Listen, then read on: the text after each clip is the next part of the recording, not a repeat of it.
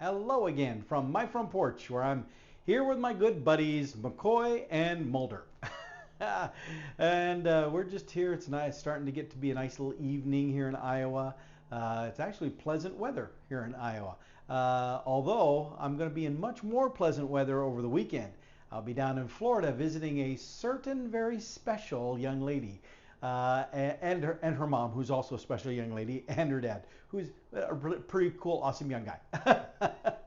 But actually, as happy as I am to be looking forward to that this weekend, I am a little, well, let's just say I have a bone to pick tonight. Sorry, guys, I couldn't help it. It was just a gimme. It was obvious. Yeah, they're giving me that look like, okay, move on, bonehead. But seriously, though, as I've shared before, I've been doing a lot of work with helping my parents with paperwork, governmental paperwork, financial things, all that kind of stuff. You know, there's only two things in life that are guaranteed. You know, death and taxes. Yeah. I know you're an expert on at least one of those. But the government just, you know, they believe in making things difficult and complicated, and yet politicians like bragging about all the great work that they do, even though it's one thing for the politicians to spout off, this is all the wonderful stuff we're doing, blah, blah, blah, and then it's up to staff and the people who actually work at the governmental bureaus and agencies to actually make reality these promises that have been expressed. And then what is also interesting is to see how the various hands of government don't talk to you know, not hands, but the various departments of government don't talk to each other. And so one of the things, I mean, it comes up in paperwork that I file for my folks and take care of, where one agency will send them a packet saying you need to submit blah blah blah blah blah.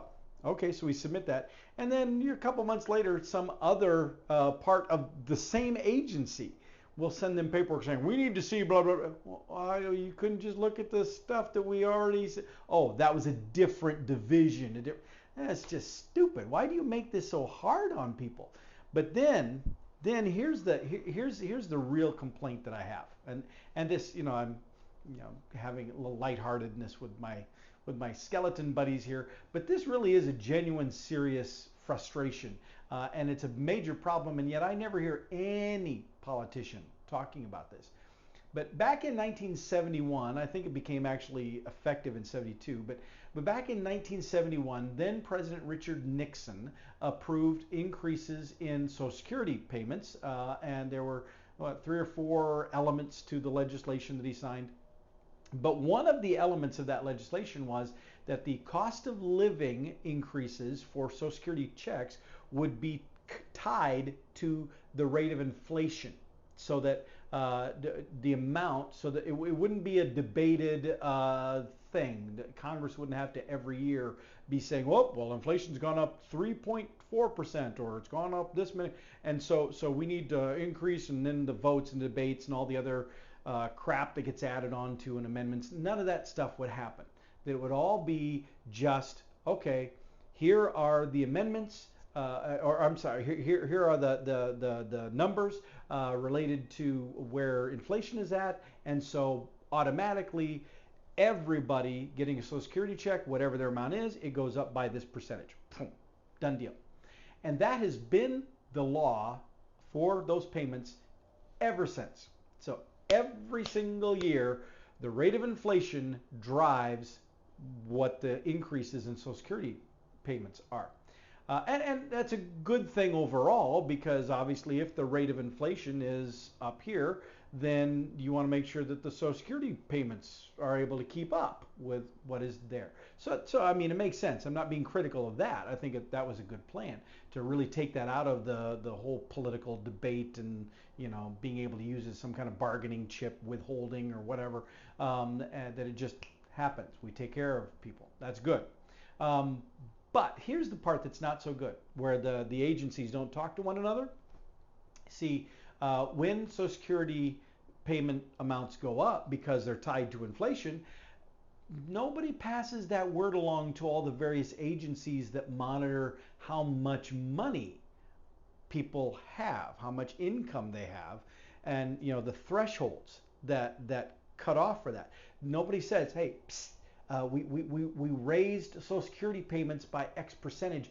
Psst, you need to raise your cutoffs to equal that, because it's not like if somebody gets a 5% increase in their Social Security checks, it's not like they say, ooh, I got 5% more in my Social Security checks to go out and spend on it. Remember, it's supposed to be tied to the rate of inflation, meaning the cost of things is 5% higher this year, and so you're getting 5% more in Social Security check payments so that you can keep up with the costs of things. And yet, that cutoff line for programs doesn't move. It does not automatically shift up as well. The reason this has become an element of frustration is there are now programs that my parents had qualified for that now it's a little more iffy. There was one that they qualified to not have to pay property tax at all. Now, the property taxes aren't huge, only a few $100s a year, but that's not the point. The point is they had, because of their income, because the only income my parents have is their Social Security checks, their respective Social Security checks. They have no other income that they're receiving, and so that's it. That's all they earn. That's all they receive in income. And yet they were able to not have to pay that because their income was only their Social Security checks.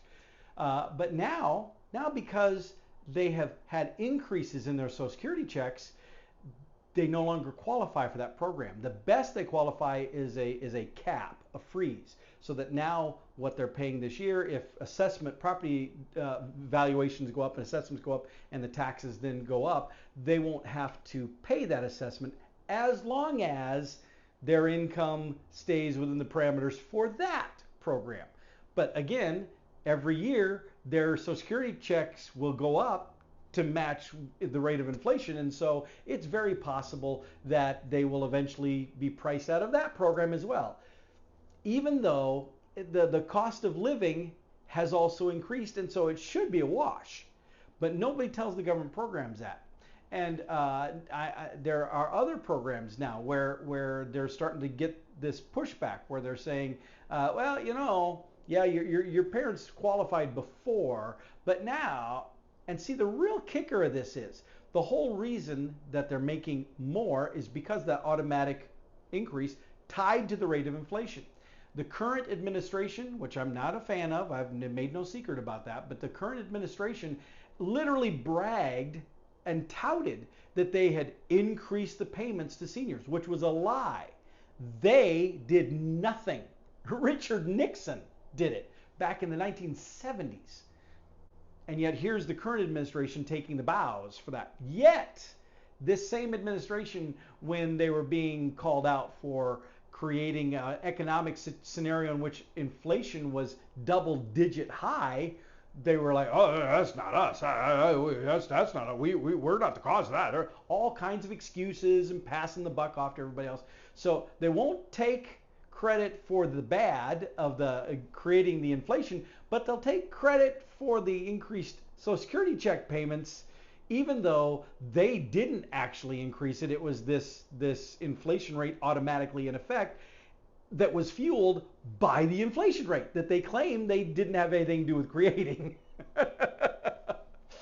But see, this is the part though that really triggers me on this, and that is that my poor parents, they only have these two sources of income, two Social Security checks, and as this automatic process keeps kicking in every year, and the governmental thresholds don't change to go along with that, this is going to continue to be a problem, because obviously they're right at the threshold or just slightly over the threshold in some situations, like the property tax programs I was talking about, and the simple basic cost of living increases in their Social Security payments could push them out of that range too. And now you don't get the benefits of those programs anymore, so you got to make up what you didn't have to pay for before, or what you were getting free there.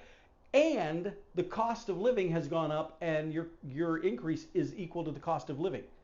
So it's not like you got all this extra to pay for all these other things you no longer qualify for. It's this cliff effect that also impacts other social welfare programs.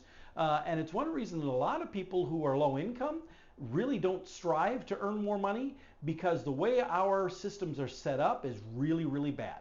That there's the cutoff line for poverty, and you cross that line by $1, maybe even a penny, and you lose everything. There's no prorating, there's no scaling, there's no graduated plan for. No, it's just you are cut off completely.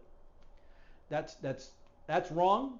I don't believe that should be the way it is, and yet I don't hear anybody out there running for office at any level who's out there talking about these things.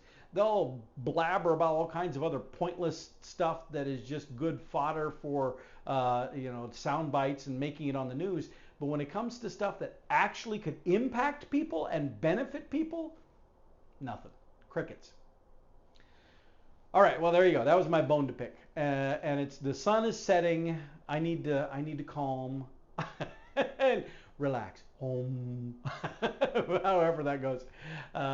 So there you go. I got it off my chest. I picked my bones. But not my bones nose. No. But anyway, McCoy, Mulder, thank you for hanging out with me, and let's just enjoy the view of the blow-ups in the front yard. And with that, I'll see y'all next time from my front porch.